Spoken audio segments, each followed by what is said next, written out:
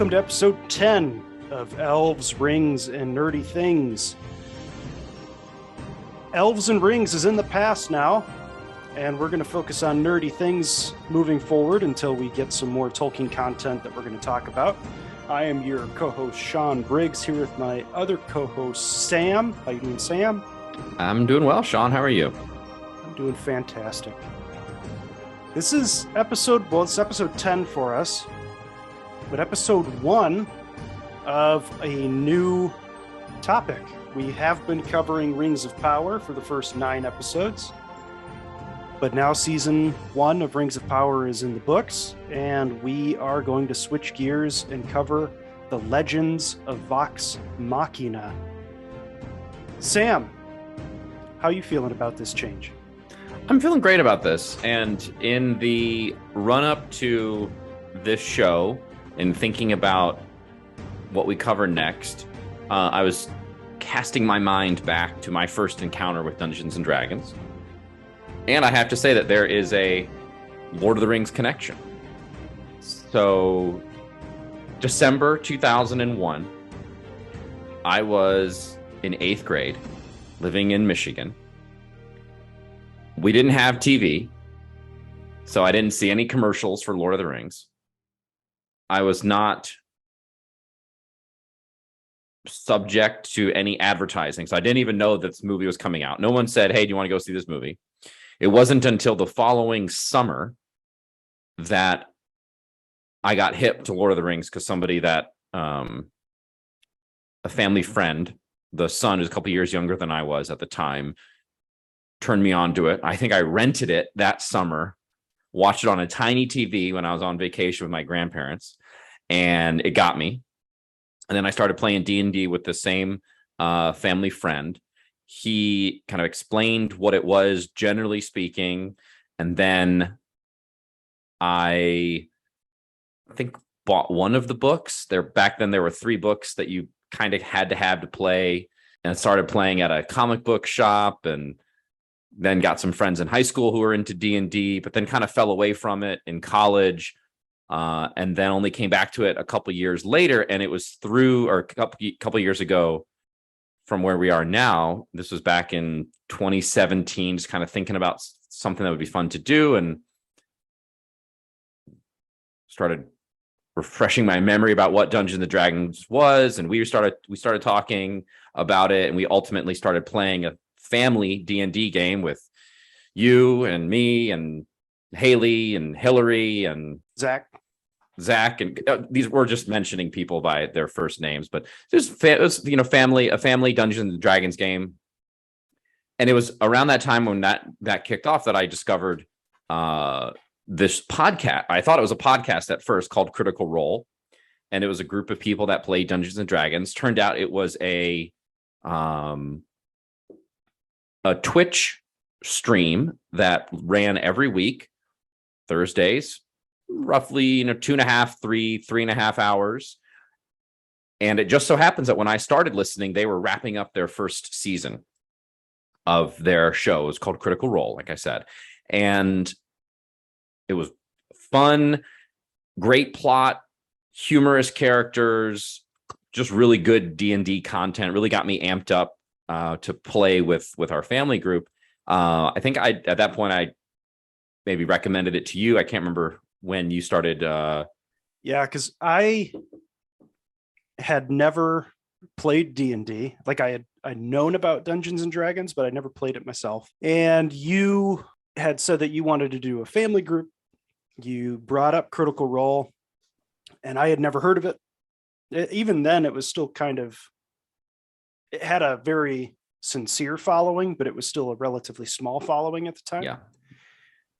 And I started watching every week when campaign 2 was starting for Critical Role. This was 2000, what did we say when we were doing our little 2018, yeah, January January 2018. 2018.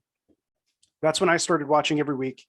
And then I loved campaign 2 so much that I went back and started watching campaign 1 while watching campaign 2. So there was like a 2-year span there where I was spending so much time watching and listening to Critical Role. Because for people who don't know, each episode of the podcast or Twitch stream, however you want to consume it, is between like 3 to 4.5, sometimes 5 hours long of just these friends playing a game.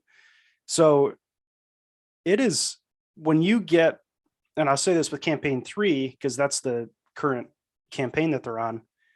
If you get 3-4 episodes behind, you could be 16 hours of content behind, not just 3 weeks. It's not like 3 30-minute episodes. You have a lot of catch up to get through if you miss a week. So that's an interesting concept of trying to change what they do in the game into a 30-minute episodic TV show. So that's kind of our challenge, to discuss what goes into adapting a game like this into a TV show. Yeah, I am relieved that we are not going to be covering the actual live stream, because that is, first of all, there's already so many great people out there who are doing recaps and following the plot of the show and putting out the statistics of all the fights and things like that. I should back up real quick. For those who maybe are not familiar, D&D, Dungeons and Dragons, is a role-playing game. You create characters. You have one of the players is a dungeon master who creates villains and settings and plots and kind of sets things off, and then more or less will respond to what the players choose to do through their characters. And it can span from people who are totally immersed in their character, really good at role playing. There's a lot of tie-ins with certain aspects of improv where, you yes, and it's always kind of advancing things. Otherwise, other times you can have games that are kind of goofy and hokey. And so it really spans the gamut. And what makes Critical Role an interesting thing to follow is that everybody involved is an actor. They're all voice actors. Some of them have been, I think at least Sam Riegel has been on Broadway before as an actual performer. You've got a lot of them who are very well known in the video game space. And these are trained professionals, improv, comic acting, performance. This is a super group of performers, and then they all happen to love playing D&D, and they're all friends with one another. So you get this incredible dynamic, and they did their best to translate that into the show. And so what we'll be talking about is the Legend of Vox Machina show on Amazon Prime, and we will not. I guess there will be spoilers for the show, spoilers for the Twitch, and now on YouTube streamed Critical Role show as well. But we'll be focusing on the animated Amazon Prime series. Sean, do you want to talk about how this D&D game got on Amazon? Yeah, I will. And just to kind of get this out of the way, because I was doing the math while you were just talking, in the actual stream, the events of season 1 cover 56 hours of gameplay of these friends just playing Dungeons and Dragons. The Briarwood arc that we're going to talk about in this show is 56 hours. In the show, in 30-minute episodes, it's 10 episodes of 30 minutes. So what's that math there? 5 hours. 5 hours. So they take 56 hours of content and cram it into 5 hours.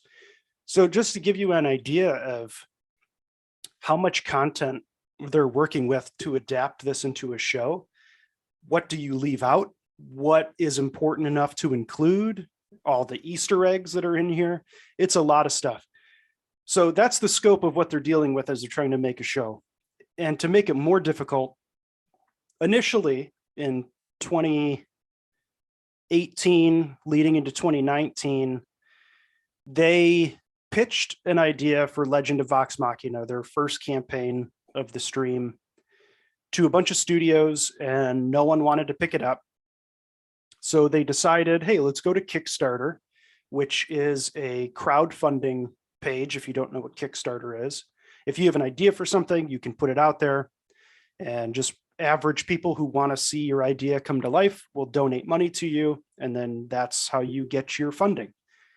They said initially, our goal is $750,000 to produce a 22-minute special, animated special, just entitled The Legend of Vox Machina. For all of the super fans out there that follow Critical Role, we're called Critters. It'd just be for critters to enjoy, to see all of these characters that we love on screen in some form. And I don't have the statistic in front of me, but they reached $750,000 within like 2-3 hours, correct? Something like that. I mean, Yeah. I know I was, If they didn't even make it to an hour, it may have like been within the first hour they hit their goal. there could have been people like me. I'm sure there were people like me who were hitting refresh on the Kickstarter page, waiting for it to open and then try to donate as soon as I could. And I think I texted you. I was in the first 1,000 people to donate, and that took, all of my information is already preloaded, maybe 30 seconds to hit the donate button. And so there's this huge groundswell of support. Yeah. And I won't release, because I don't think Carly knows how much I donated, and I don't think Haley knows how much you donated. So we're going to keep that a secret, but we both donated. So we do have a little bit of a bias going into this covering of this show, because we kind of were investors. We invested. Well, let's say this. We didn't invest to the level where we get to go to the California red carpet event, right? We're not at that super producer level, but we both donated. And to be fair, I don't have a Twitch subscription. I'm sure there were ads on YouTube that contributed some revenue, but this was a way to throw some money toward people who have provided hours and hours and hours of incredibly fun content, not just good humor, but also really good emotional aspects of the story, which we'll talk about in the show, because they of course had to translate some of that into the animated. So it was really great to see that this idea turn into fruition, go from a concept to reality.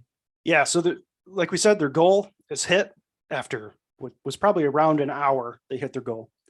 So then they came up with all of these stretch goals. If you know Kickstarter, you can set how long your campaign is up to raise funds. And I think Critical Roles was about a month that they were going to be raising money for this. And over the month, they ended up at $11.3 million, which I believe is the record for an animated TV show on Kickstarter. That led to a resurgence in trying to find a partner to put this show out into like a streaming service. And it was eventually picked up by Amazon Studios, hence how you can watch it on Amazon Prime now. The Kickstarter really showed all of these production companies that there was a demand or a viewership associated with the show. And now we have season 2 releasing in January. So this is a setup, more or less. We're going to cover season 1, so then we can cover season 2 as it's coming out. So there's a lot that goes into this. Sam and I, before we begin covering the episodes, so in this episode of our podcast, we're going to be covering episodes 1, 2, and 3 of season 1. That covers The Terror of Tal'Dorei Part 1, The Terror of Tal'Dorei Part 2, and then the third episode called The Feast of Realms. So that's what we're going to be covering in this episode. But before we get to that, Sam and I are going to be giving you a brief overview or recap of the characters and the voice actor which plays them. So, Sam, if you want to go every other with me here, we can just quick go through the main characters or the party members of Vox Machina. Let's do it. So I'll start with Grog. Grog is so to be more specific, we're going to use D&D, Dungeons and Dragons terms. When you create a character in Dungeons and Dragons, you have a race and you have a class. So your race can be an elf, half-elf, gnome, human, tiefling. There's a bunch of different options for your race. And then your class is what your skills are in. You could be a rogue, a ranger, a cleric, a paladin. There's a bunch of different options. So Grog his race is a Goliath, so he's like a half giant. His class is barbarian, and he's voiced by Travis Willingham. Grog is kind of a dimwit, but he has a very sincere, pure heart, and he is one of the main sources of humor throughout this show. Who's next, Sam? So Keyleth is the next member of the Vox Machina group of adventurers. She is a half-elf druid portrayed by Marisha Ray. Druids are nature-focused magic users. They can shapeshift into animals and other powerful beings. They become very powerful themselves at higher levels. That's not where we are in the show. In addition to that, in addition to being slightly weaker, the character Keyleth is also portrayed as somewhat sheltered, somewhat naive, a little timid, and part of her journey is eventually becoming a leader, becoming a little bit more stoic, becoming wise. And so that's Keyleth. Next up is Scanlan. He is the other half of humor in this show. Scanlan is voiced by Sam Riegel. He is a gnome bard. If you are familiar with D&D, the stereotype of bards is that they are sexual beings who would much rather sleep with their enemy than kill them. That tends to be the case with Scanlan in this show. Very funny. A lot of times he makes me laugh out loud. Bards sing for their magic. They sing songs. They write poems and stories. They're exactly what a bard would be.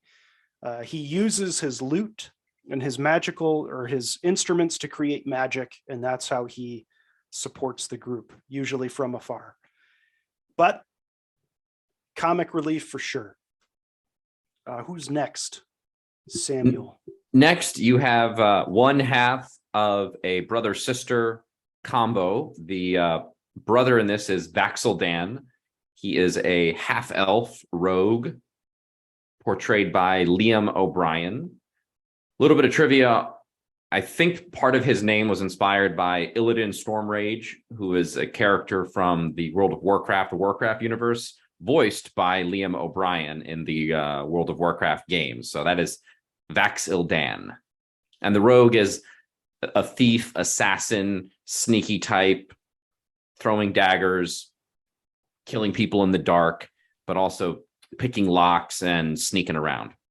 And the other half of that little duo is Vexalia. She is the twin of Vax. She is also an elf, but she is a ranger. Also good at stealth. She is more into tracking and being in the wilderness. She has a familiar bear named Trinket who travels with the party.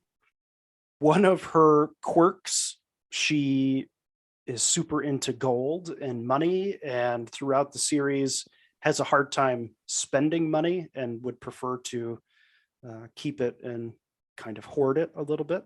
And when other players aren't as fiscally responsible, she kind of lets them know, which is a recurring joke throughout the Twitch stream. Sam, we have two more. Yeah, we Excuse do. me, please. Who's next? So next is Pike. Pike is I think her full name is Pike Trickfoot. She is a gnome cleric, portrayed by Ashley Johnson. Ashley Johnson might be the more, I don't want to say the more recognizable, but she was that show Blind Spot for a long time? Blind Spot. She was also a child actor. She was on the show Growing Pains as Chrissy Seaver. So I feel like a lot of our parents, that show was on in the 90s. I was 0 when the show was going on. I'm pretty sure my parents never watched that show. She was also in The Avengers. She was a waitress who I think flirted with Captain America. And depending on the edit, I think it was in the kind of extended scenes or the director's cut, Captain America saves her during the battle in New York. Oh, that's a deep cut. Yeah.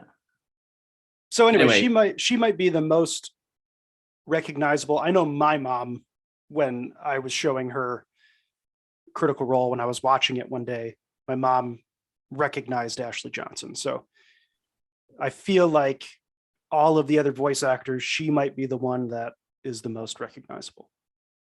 Yeah, I don't think your mom is playing a lot of World of Warcraft. No. So the character of Pike, she's a cleric, meaning she's a holy person, a healer, also a fighter.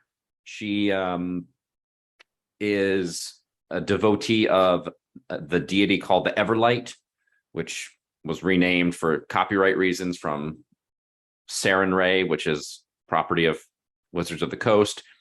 Her character, similar to Keyleth, there's a little bit of kind of doubt and the self-doubt, lack of confidence that she has to overcome in order to contribute and overcome the villains that the group faces over the course of the season.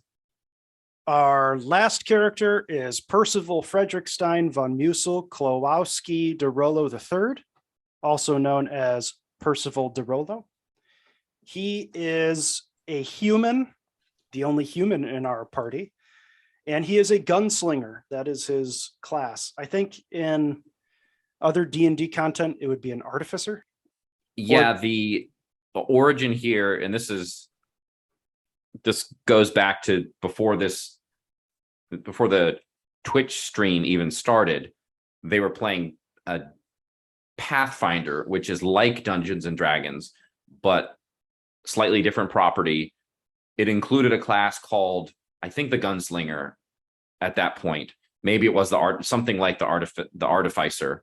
And then when they moved to playing on the Dungeons and Dragons system, I think at first Matt Mercer, the Dungeon Master, just created a custom class for Percy. And there were slight changes over the course of some of those early sessions to account for balance in the class. But it's because of this very unique circumstance. Yeah. And Percy is voiced by and created by Taliesin Jaffe. Percy is a member of the Tal'Dorei aristocracy. The events of him kind of being on his own are covered throughout season 1. So we get to learn a lot more about Percy and his backstory as we go forward. He is basically one of maybe 2 people in this world that owns a gun or knows how to use one. So yeah, he's in the minority when it comes to that. So that being said, there's your overview of the characters of The Legend of Vox Machina and the party that we will be covering throughout season 1. I think our setup now, we're going to go episode recap and then cover our thoughts on each episode as we go. And then we'll do 2, recap of 2, 3, thoughts on 3. So we'll start with episode 1. I will recap 1, and then we'll let you do your thoughts and then my thoughts. Does that sound good, Sam? Let's do it.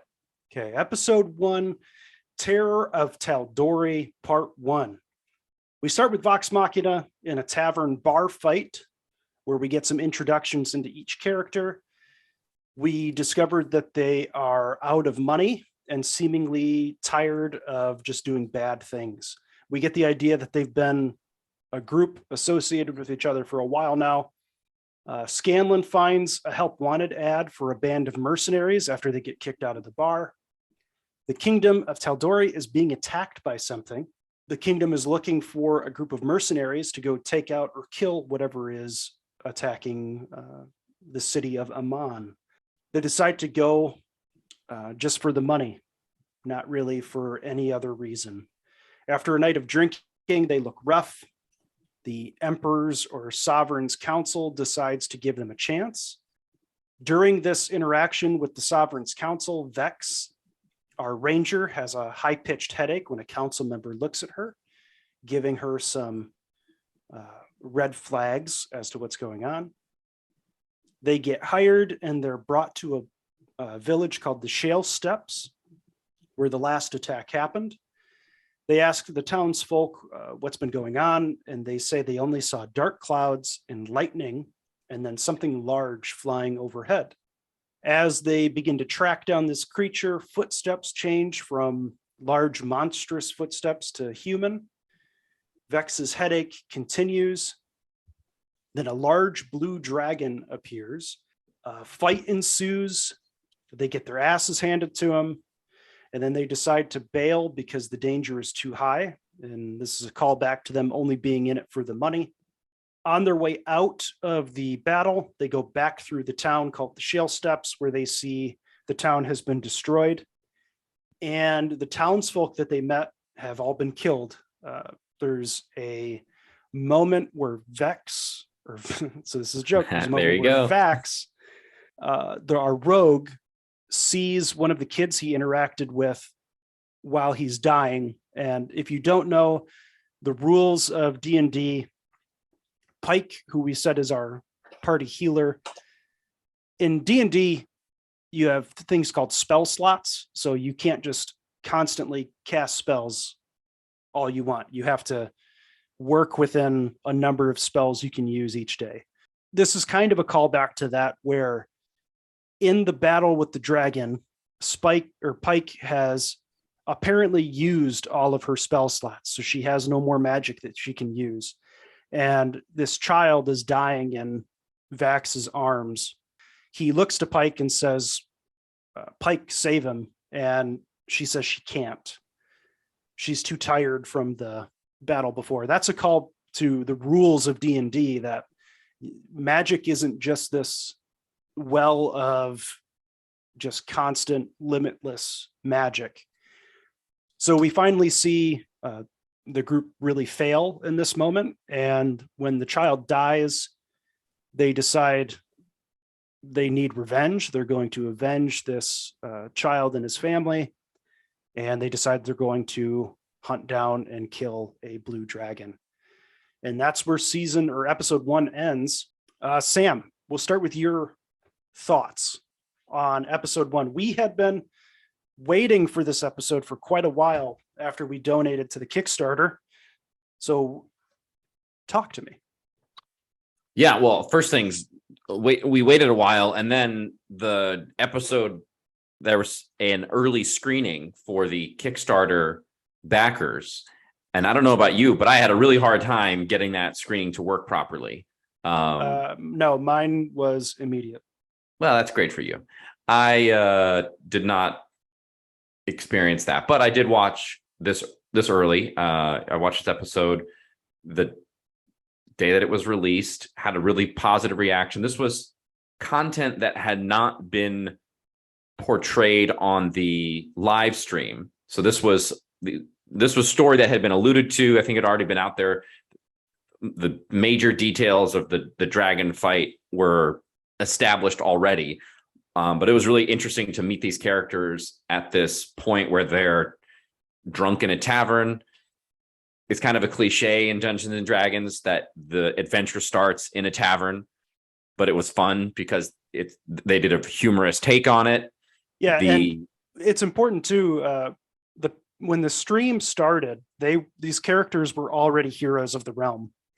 So for us, seeing this fight with this blue dragon, this all happened before the stream started.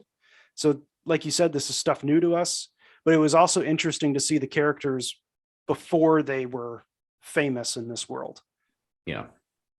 You, I think you were mentioning Pike and her inability to heal that child at the end, representing spell slots and just kind of the effect of using your magic powers.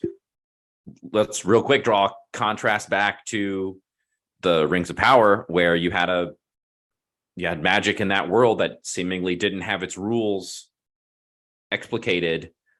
So at least not to the audience. So the audience didn't understand what was happening. This is a really good way of showing early how the characters have these powers, but they can be exhausted, and then when they are, bad things can happen, and that's something that theoretically will come up, later on in the show. So that this is a really great way to start. You get into the action pretty quick with the character, with the party of Vox Machina. You also introduce the Sovereign, you introduce his council. All of those characters are going to be important in this first season. So it's very effective way to open it up and kind of set the stage for everything.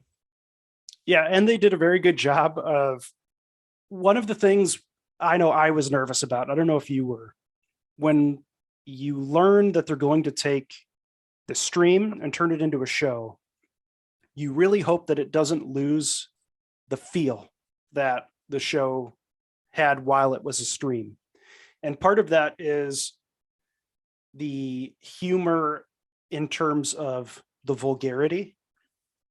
And in episode 1, you have a sex scene. You have Scanlan bedding the tavern keeper's daughter.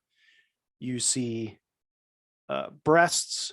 I believe you see Scanlan's testicles. Yeah, you do. Yep. So there's nudity in this show. There's swearing. I think there's vomit. I was about to say my favorite scene in the entire first episode is in that tavern fight in the beginning. So Keyleth, the joke is, so when you drink in Dungeons and Dragons excessively or in like competitions, Matt Mercer, the DM, makes them roll constitution checks to see how well you can keep your alcohol down. And the joke throughout the stream, Keyleth is just terrible at rolling constitution checks and she gets sick. She's a lightweight when it comes to drinking. So in the tavern fight, she's already vomiting after 1 beer. And during the fight, what's the race of the like hyena creature? Oh, a gnoll, I think. Yeah, it's a gnoll. She's fighting a gnoll, and the funniest thing, she throws up into its mouth, and then it immediately throws up onto the ground. And it's like, I don't know, it's just so funny. I really enjoyed it. The fighting is great. Scanlan, showing naked Scanlan was amazing. Yeah, that threw me for a loop because the live stream, Scanlan would often use his charm to get out of sticky situations or to get information and to influence people positively. It was always alluded to how he was also and he would always romantically pursue people, but they never had a consummation on screen. It was always, there was always him and Grog saying, we're going to go to the brothel.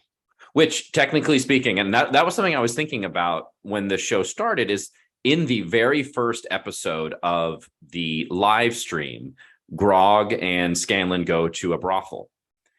And it had been something, it's something where I am almost positive in the home game, before it was streamed, when there was just a group of friends playing Dungeons and Dragons together, that would happen frequently. And I'm sure there were some comments about, okay, well, if we're going to do a live stream, maybe we need to tone it down.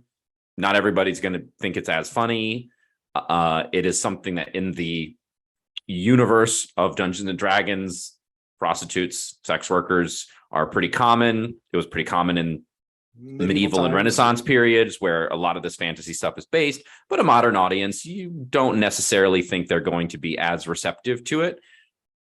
So I was kind of wondering how they were going to thread that needle. And then just episode 1, you get not just allusions to Scanlan's promiscuity, but an actual sex scene with, again, animated, but you get bare breasts, you get oral sex, you get scrotum. He's going down on her. Yeah. And I was taken aback. And definitely this show is not for children. It is a mature show. And like I said, I think it's tough because they're in a situation where like I said, they're taking 56 hours of content and trying to put it into a TV show for a massive audience. The amount of skill it must have taken to produce something for the critters, for the fans, to still feel like it's the same show. You know what I mean? Yeah. And I feel like you can Scanlan, the character Scanlan, and we should say gnomes in the world of Dungeons and Dragons are tiny. They're similar to hobbits. They're the size of children, 3 feet or something like that, 3 feet tall, in a world where you've got elves and orcs and giants that are 6, 7, 8 feet tall. So they're already small. He's a bard, so he's flamboyantly dressed and musical. He's very witty. Only that a character with that level of humor could probably get away with the sex scenes. Mm-hmm. And I don't imagine, like, I think we're only going to get raunchy humor with Scanlan and Grog. And I feel like it's going to be dropped in because this is the only instance in the entire first season, besides some of the songs that we get later on with Scanlan, but there's nothing as like in your face as a sex scene in the rest of the season, correct? I'm thinking ahead. This spoilers for later episodes. Well, we're spoiling the entire show. There is that scene in one of the final episodes where Grog is naked in the acid, but I don't think we see anything. I don't think we get. It's not. I don't think it's frontal. Yeah, no, I don't think we do. You see his butt, though. Yeah, I mean that. We'll cover that. Anyway, we'll cover that when we get to it. Yeah, but it's not. I mean, seeing a butt and alluding to seeing a penis is not the same as like watching an oral sex scene. Yeah, and even then, it's the animated blanket is perfectly placed. Yes, you don't actually see anything besides some breasts, but yeah. And it's literally like a 2-second shot too. Yeah. So yeah, I don't want people listening who haven't watched episode 1 to be like, oh, we watched like a 4-minute long scene. It's like it's a brief moment. They show it to you and then they pull away to the fight again. Yeah. But yeah, towing that line between the stream and the show, trying to make them feel the same. Episode 1 made me feel like they did it flawlessly. Yeah. Again, I just think we haven't had a real adaptation of Dungeons and Dragons that's really worked. This show has done a really good job. We're excited for the Dungeons and Dragons film that comes out in 2023, correct?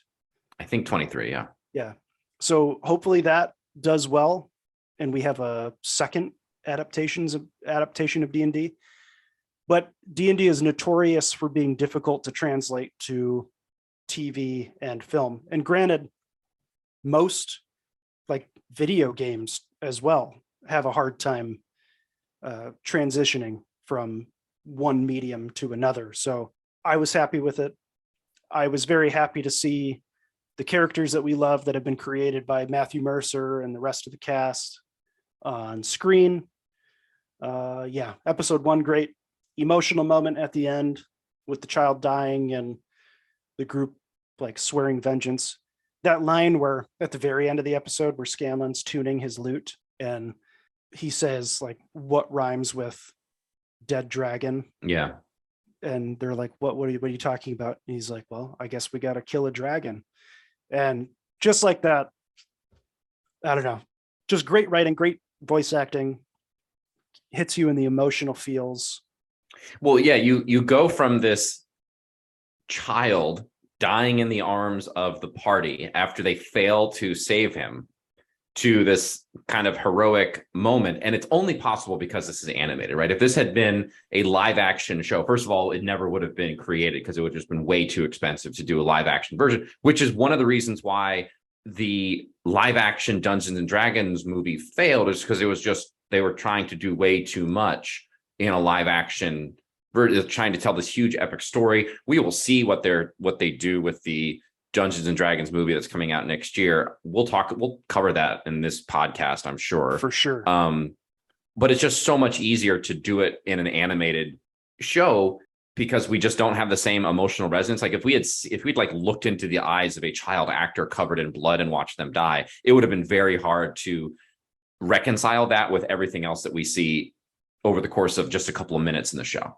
So they did a great job kind of getting all of the aspects of Dungeons and Dragons packed into 30 minutes. You get your raunchy humor, you get your heroic, epic fantasy combat, you get your touching moments, you get your character quips. You get your failure and consequences. Yes. Because the big point of this whole first episode is after they lose to the Blue Dragon, they're like, yeah, we're out of here. Like, this isn't worth dying over. And then they immediately see the consequences of their failure is innocent people dying. And that's what sparks this. We're an adventuring party. Now we're going to become heroes of the realm. Yeah. We were in it for money. Now we're in it to save people. And that's what transitions into episode 2. So Sam, why don't you recap episode 2, The Terror of Tal'Dorei, part 2. Got it. So we start off in a military encampment that is attacked by a dragon, the same dragon we saw in episode 1. The encampment is wiped out. All the soldiers are killed, except for General Krieg, who was the commander of the encampment. He reports the attack to the sovereign. At the same time this is happening, Vox Machina, fresh from their defeat by the dragon, but they're resolved to now go out and kill it. They enter the throne room, brief exchange of dialogue, but then Vex gets another one of these headaches, indicating that her dragon sense is being triggered. She believes it's a member of the Sovereign's council, and that they're working with the dragon, and that's why she has this sixth sense going off. They resolve to get some help, including potentially a weapon or something like that. So they go to Vax and Pike, go to a store, Gilmore's Glorious Goods. They get some information. There's a little bit of flirting between Gilmore and Vax. And meanwhile, Grog and Scanlan are coming up with a plan, talking about what they're going to do. They had been, I think, told by Vex to follow one of the council members, but they were not doing that. But then as they're talking, he walks by and they decide to follow him. They follow him to a palatial house, and eventually the team meets there and they break in. They discover it's General Krieg's house. Moving through, they find the member of the council, Vince, who initially was acting somewhat suspicious. He, when confronted, says that he, in fact, is suspicious of General Krieg. And then Krieg appears and kills Vince and then disappears, not before Vex has another one of her dragon headaches in response to the appearance of Krieg. Investigating, trying to find how he disappeared so quickly, they discover a portal. They move through the portal and discover it leads to a cave filled with riches. Krieg reveals himself to be a dragon, to be the dragon that they've been searching for. He says that there was a time when dragons ruled all of Tal'Dorei, that's the continent where this all takes place, and that the age of men is over. A gigantic fight ensues. The team looks like they're going to lose. Eventually, they come together at the end, and with the power of teamwork, they slay the dragon. Coming back to the throne room to report the death of the dragon and their victory, they are proclaimed protectors of the realm, honorary members of the Sovereign's Council, and they are awarded the deed to a keep and invited to dinner. There's one more plort there on the... There's one more I don't know if it's a post-credit scene, but it's the denouement of the episode. The dinner to which the party is invited is a diplomatic event some of the other attendees are a family called the Briarwoods, a couple called the Briarwoods.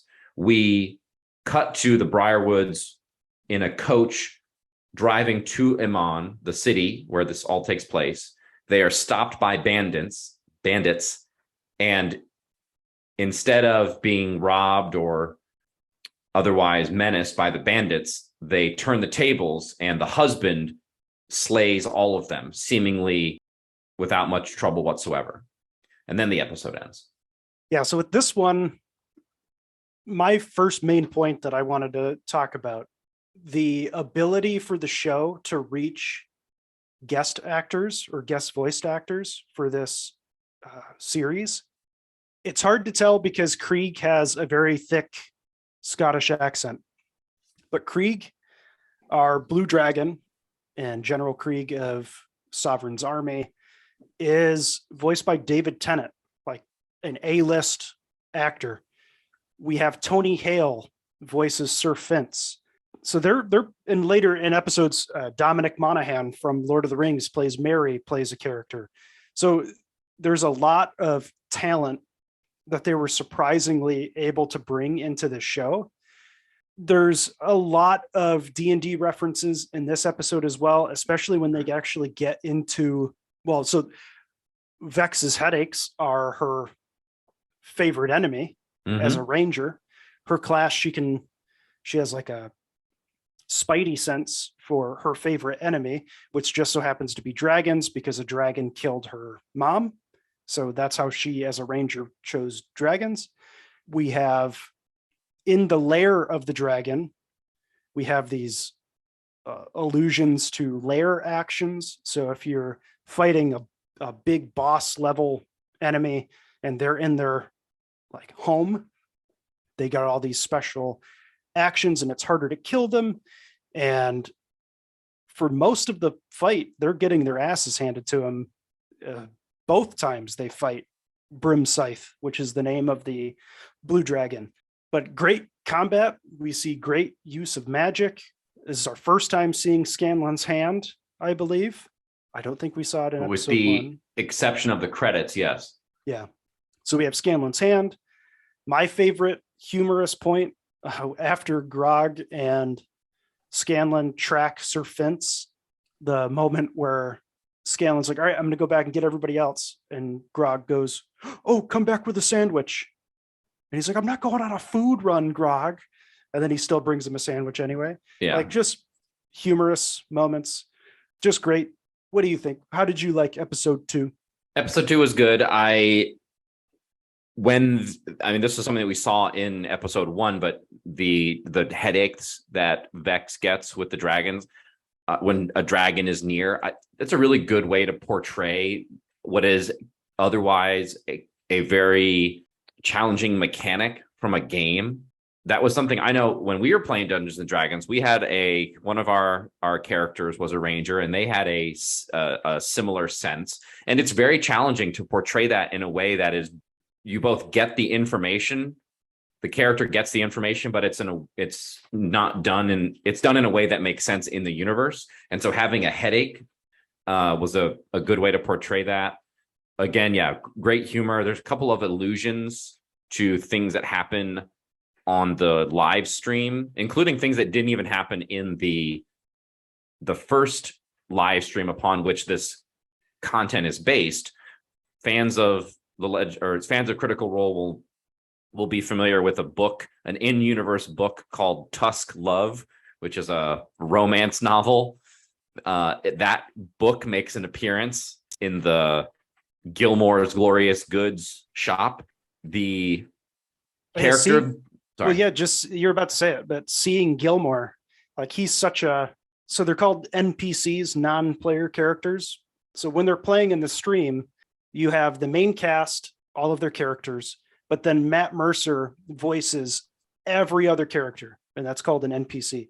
Gilmore is probably the most beloved of all of the NPCs, I would say. So being able to see him on the show was great, and they got a very good voice actor to portray him as well. But yeah, just great to see. Yeah. And there's a little bit of, I said flirtation between Gilmore and Vax. I think in the live stream, Vax's sexuality is a little bit more ambiguous.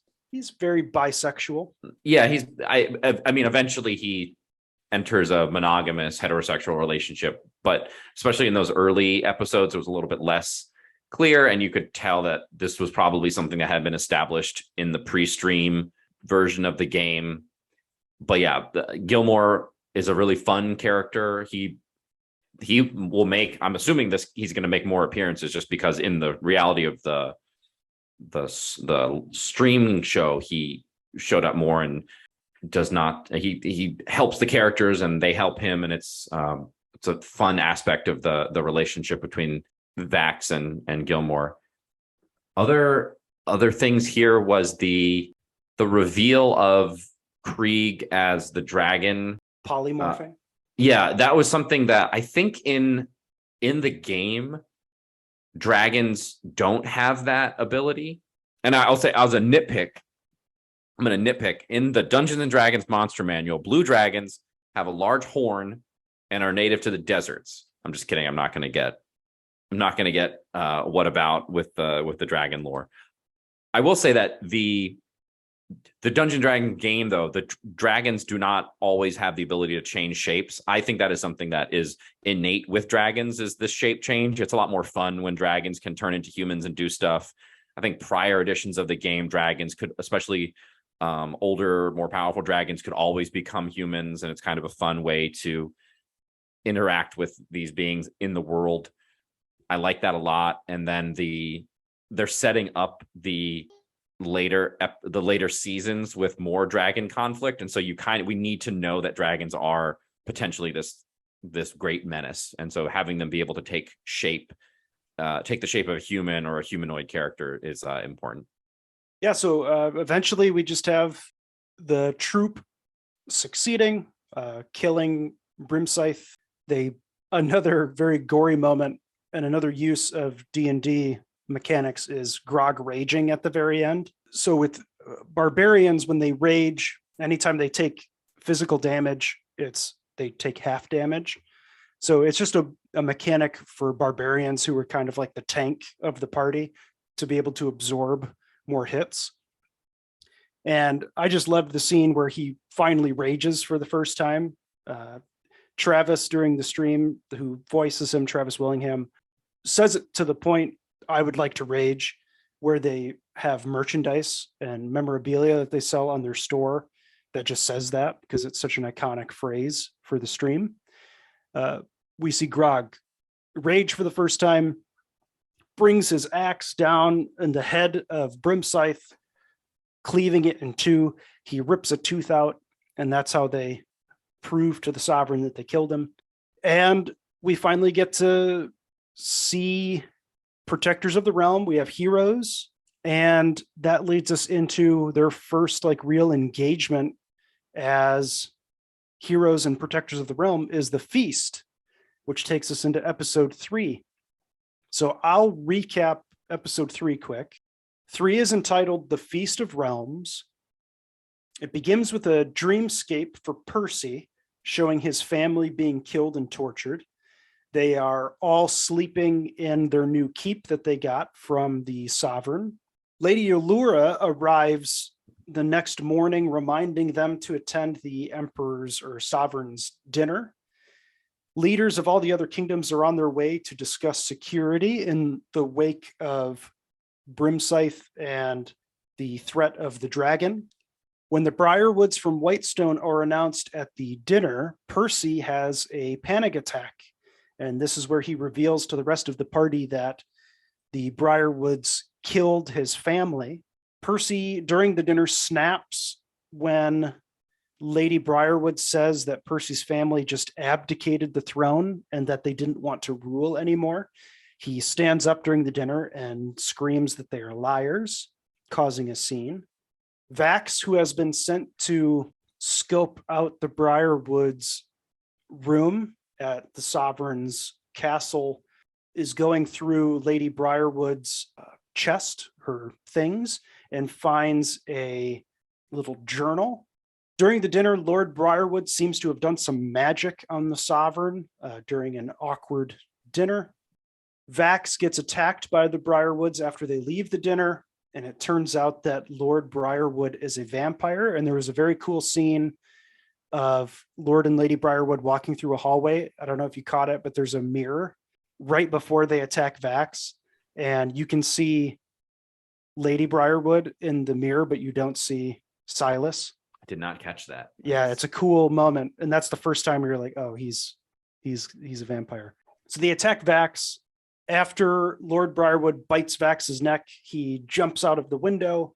Fighting ensues. Their asses get kicked again, just as the Briarwoods are about to kill pretty much the entire party.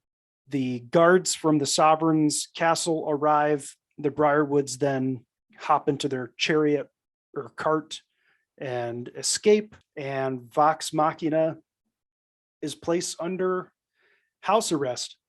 But right before that, there's a moment with Percy and the cart driver of the Briarwoods, and Percy's kind of goes unhinged and begins shooting the fingers off and hand off of this seemingly innocent cart driver. And as he's doing so, he says, "Your soul is forfeit." And all of this smoke begins to billow out from his cloak. And the rest of the party kind of has a very hesitant, suspicious look at Percy. And that's where we cut the episode. The protectors of the realm are now kind of villainous, and they are under house arrest.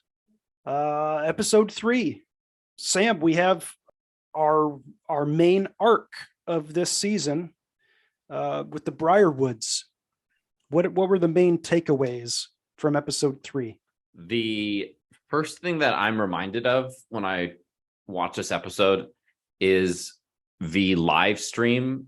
I remember listening to I listened to it in podcast form, and there's a specific concept in Dungeons and Dragons called "Don't Split the Party," which is, again, kind of a trope.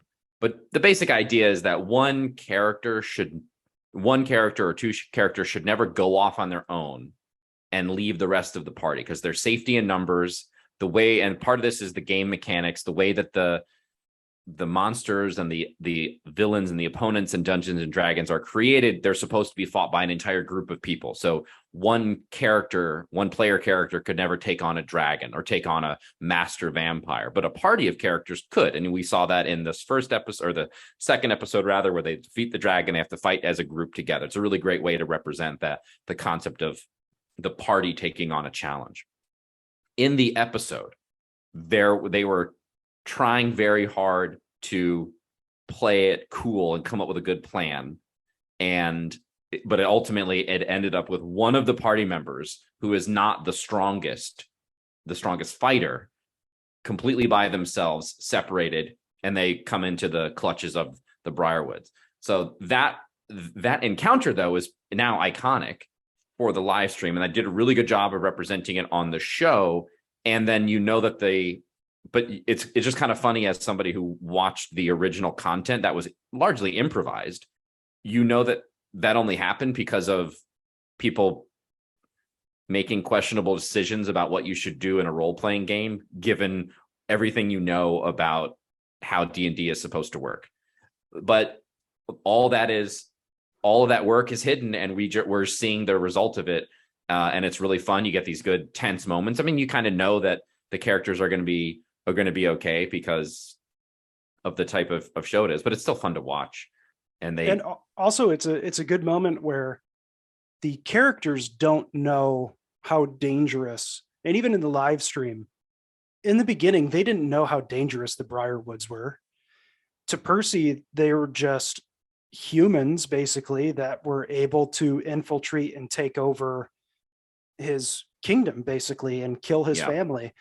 He doesn't know of like the necromantic powers that Lady Briarwood has, or that Lord Briarwood is a vampire and has all these powers. So it's got to be, you need to know that the stakes are high. And I think a good way to represent that is having it be 2-on-1 and have Vax just get destroyed. Because in the in the game, and they kind of allude to this in the show, I'm pretty sure Vex gets knocked out, like 0 hit points, before the rest of the team comes and saves him, because there's that moment in the show where Yes. Pike brings him back.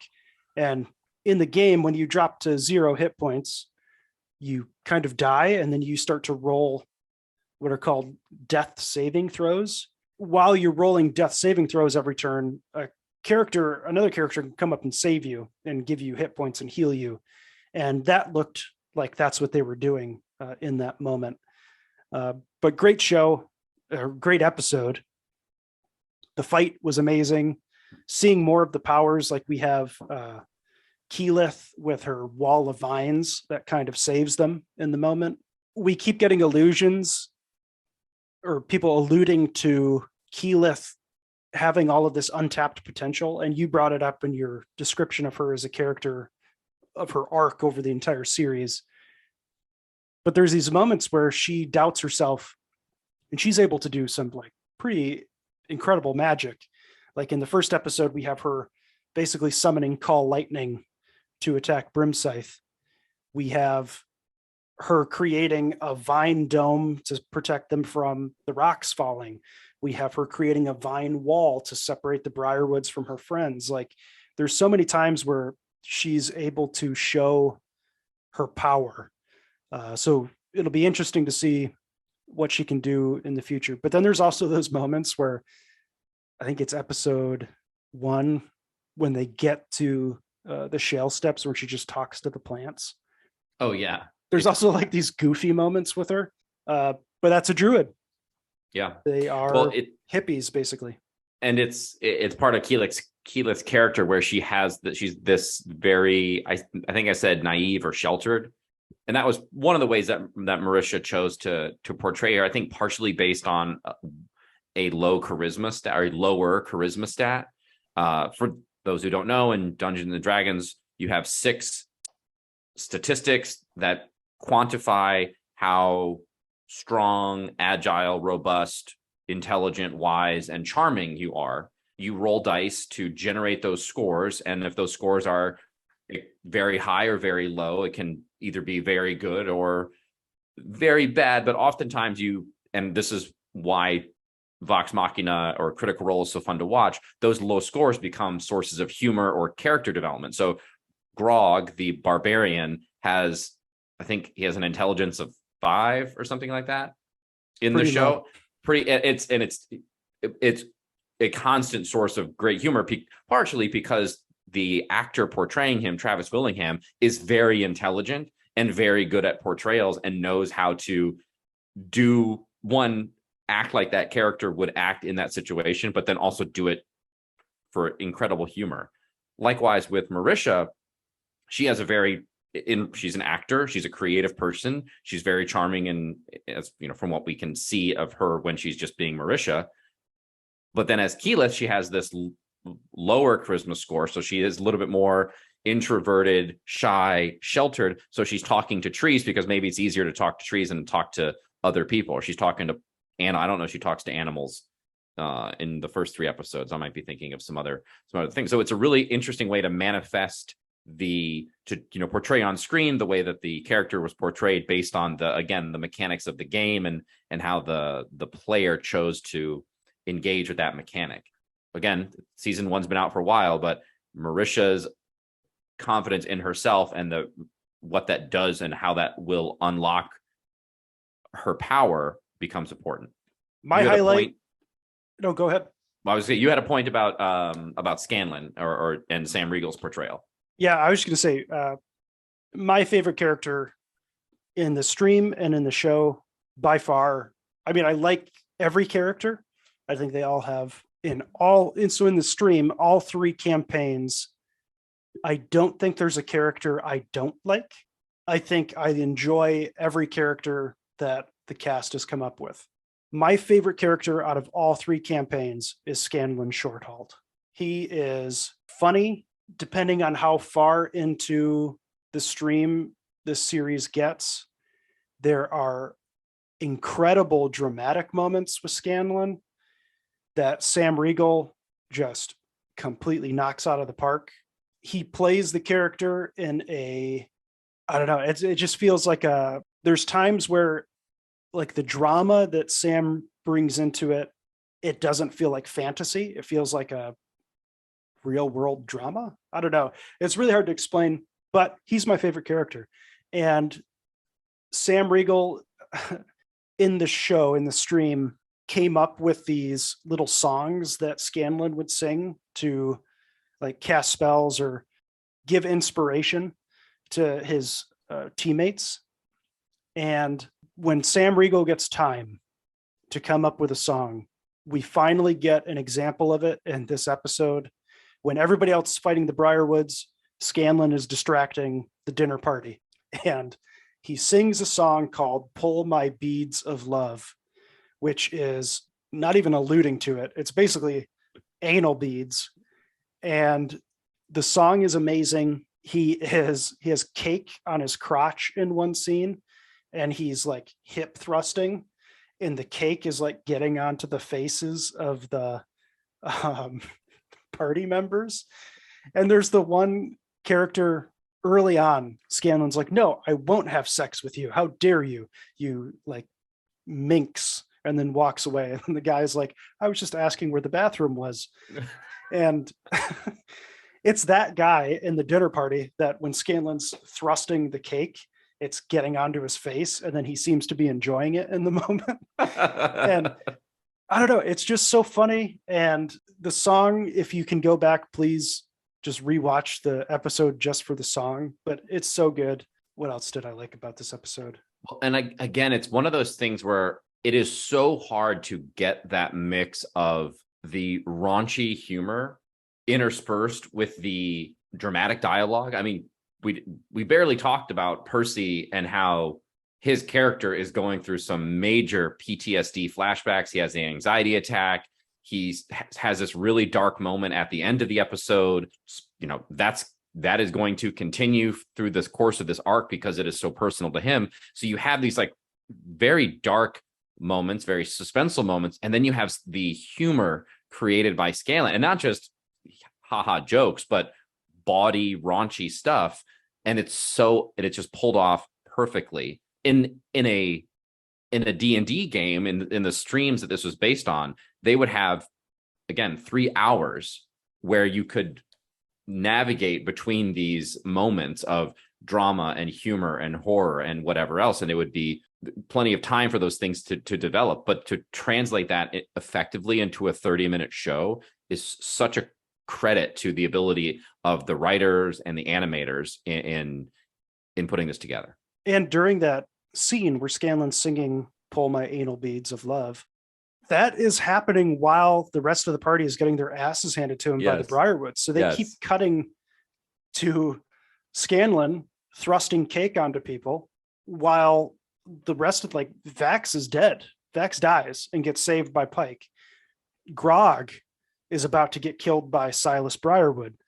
Pike loses her magic at the end of the battle. So yeah, it's impressive how they're able to navigate it. Just, yeah, funny, great. I loved it. My only other point was, in terms of Dungeons and Dragons mechanics, the party is still really low level. So like this fight against the Briarwoods isn't going to be easy for them because they're fighting their like main enemy of this arc, and they need to figure out how to prepare. They need to research how to fight vampires. They need to learn some lessons and then come up with a plan on how to defeat their enemy. And like I said in the beginning of this episode, this is like 56 hours of streaming content boiled into one season of a TV show. And we get to see at the end of this season, the culmination of the story. But yeah, it's exciting. We're thrilled that Critical Role is big enough now to where they're making TV shows. It's great content. If you've reached this part of the episode, please watch the entire season 1. It's on Amazon Prime and ready for you to binge. Sam, do you have anything else over the 3 episodes that you want to include? I don't think there's anything else for these first 3 that won't be appropriate for the future episodes. So we've got 9 more episodes in this arc to discuss. That will put us in a great position for season 2. So yeah, go out there, watch the rest of this first season. If you're listening to this before and you've never watched it before, go back, watch the first 3 episodes. You get some really great character stuff, really good humor, really fun action, and it'll set you up for the rest of season 1 and going into season 2. This week, Sam and I do not have a Not Nerdy Enough. We're taking a break from the quizzing this week. We'll see. The other thing is there's so much Critical Role content that we could potentially tap into. And I mean, 3 seasons of a live stream with almost weekly episodes with multiple hours per week. There is so much stuff that we could get into. Yeah, it would be too challenging. So we will see if maybe there's a slightly different format of Not Nerdy Enough. Or while we're covering Vox Machina, maybe we just take a hiatus. But we'll discuss that not on air, and we will come up with a response. That's it for episode 10 of Elves, Rings, Nerdy Things. Please like, follow, share. We are on Facebook, Elves, Rings, and Nerdy Things. You can follow us on there. You can listen to us on just about any podcast service. I believe that's it for me. Sam, do you have anything else you want to add before we take off? That's all I got. Everybody, thanks for sticking with us, and thanks for sharing with your networks, and we look forward to this next stage of Elves, Rings, and Nerdy Things. Bye. Bye.